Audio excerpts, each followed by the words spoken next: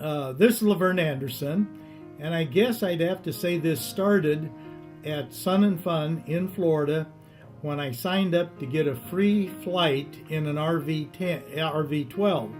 And as you can imagine, that was not a free flight. I had that on the April 22nd, 2009, and then as soon as I got home, I ordered the first kit, and the first kit that I started working on was the empennage, and I got that on the 14th of May 2009.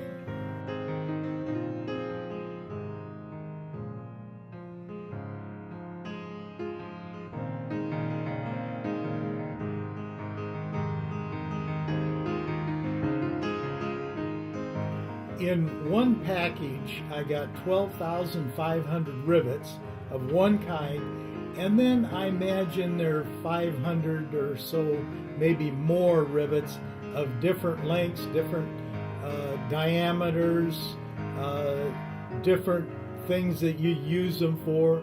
So I would say altogether it would have been over 13,000 rivets to put this plane together.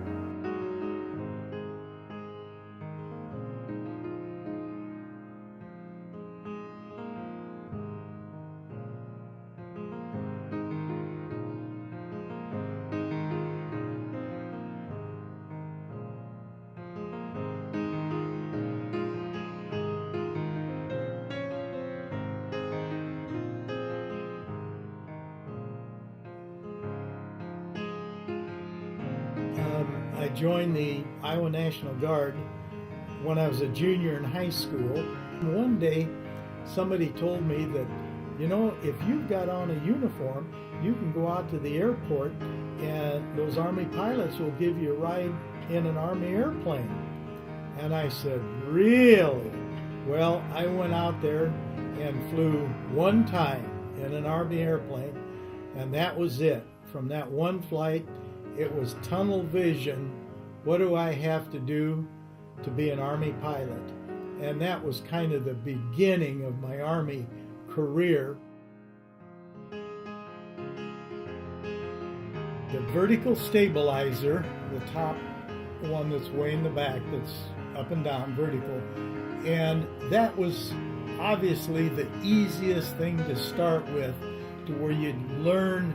It was kind of a learning piece too, as well as the whole project, because you're doing things that you hadn't done before. Luckily, there's a lot, I shouldn't say luckily, but there are a lot of people around that have built airplanes.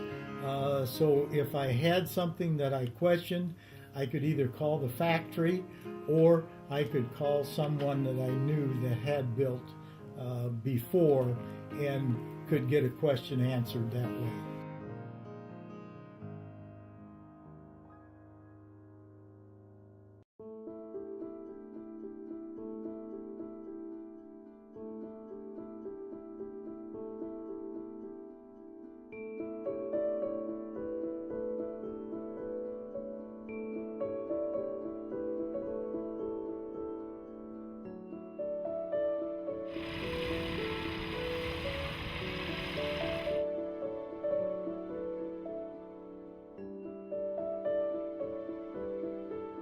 Under this light sport aircraft, it cannot fly over 120 knots, and that equals out to 138 mile an hour is the maximum speed that you're supposed to be able to fly with it. And as far as distance, and it hasn't got a large fuel tank, it's 20 gallon, but it burns about 5 gallons an hour. Cruise probably a little less. It'd be possible to fly 400 or 500 miles on a full tank of gas. I probably would not want to do that. I'd probably fly, maybe not over 2.5 hours.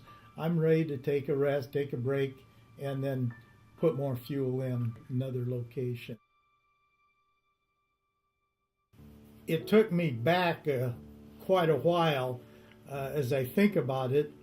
I had not flown pilot in command in an airplane for 45 years, had not been pilot in command of a helicopter for 25 years, and then I start building an airplane.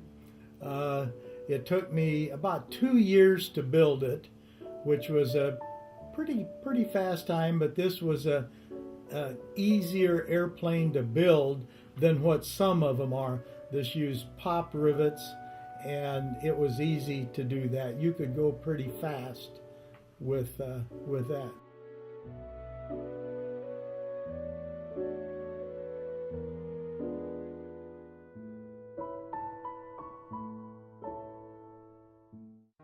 Okay, today's flight, and that would be what, the 8th, 2012.